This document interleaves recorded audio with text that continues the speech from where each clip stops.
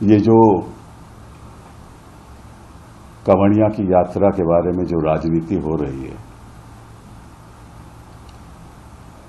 ये हमें विकसित भारत की ओर तो नहीं ले जाएगी। अगर हम चाहते हैं कि ये देश एक मॉडर्न देश बने, एक विकसित देश बने,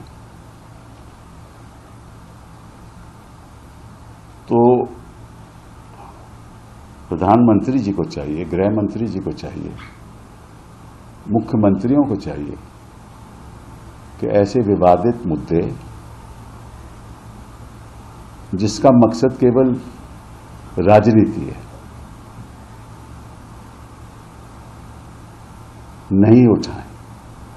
ये टकराव की राजनीति, विवाद की राजनीति, जिससे कोई आम आदमी का लेना देना नहीं है, और इससे होगा क्या कि विवाद बढ़ेगा, लोगों की जिंदगी में संकट आएगा, व्यापारियों को नुकसान होगा, भाषणबाजी होगी, और इसका नतीजा क्या होगा? पार्लियामेंट में मुद्दे उठेंगे जो देश के सामने जो चुनौती है, आर्थिक चुनौती है, राजनीतिक चुनौती है, जो हमें मिलकर काम करना चाहिए पार्लियामेंट में, वो काम में कोई बढ़ावा नहीं होगा।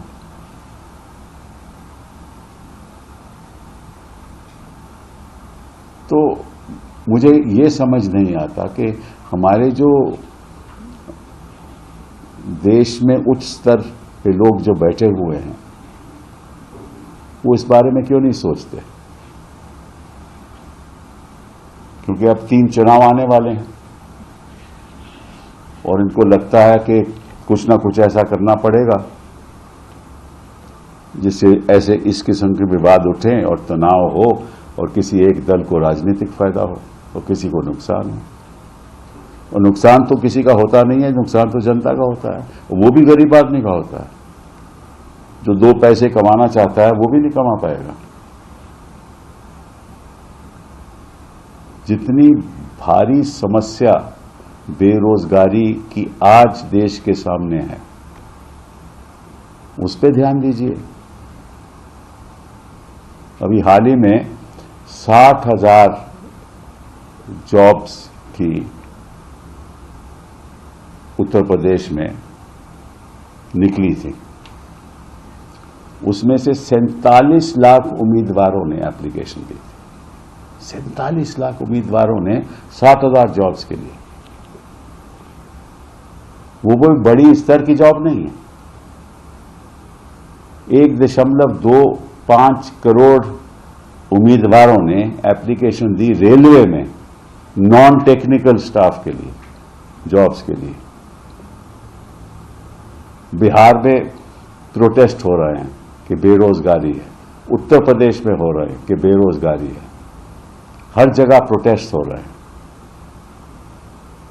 और सरकार, मुझे तो ये समझ नहीं आती कि इन मामलों में सरकार आंख बंद किए हुए है और सुनने को तैयार नहीं। तो आप अगर आंख बंद रखोगे, कान बंद रखोगे और केवल भाषण ही देते जाओगे, तो उससे तो विकसित भारत का नहीं बनेगा ना। और फिर वही जो बयानबाजी है वो आपके मीडिया चैनल चलाता है, वो भी नजरअंदाज कर देता है जो देश के सामने जो मुद्दे बैठे हुए हैं।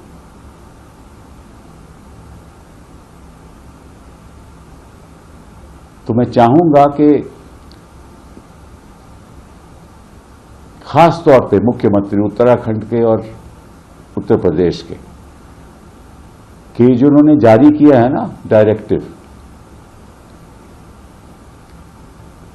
इसको बंद करें। जो भी यात्रा हो रही है होने दें। पहले भी कई वर्षों से यात्रा चल रही है, तब तो कोई ऐसा विवाद हुआ नहीं। तो आज क्या दिक्कत है कि आप अपना नाम बताइए और अगर ठेला लगा है तो वो भी अपना बताएगा नाम कि इसका ओनर कौन है। अरे सब जानते हैं, कोई भी यात्रा पर जाए सब जानते हैं कि किस जगह के मुझे खाना खाना है, किस जगह नहीं खाना। खाने की राजनीति, पहनने की राजनीति, शादी करने की राजनीति, और मतलब कि कौन सी भाषा बोलते हो वो उसकी राजनीति, लिव इन कपल्स की राजनीति, रजिस्ट्रेशन ऑफ मैरिज की, मतलब कि क्या है।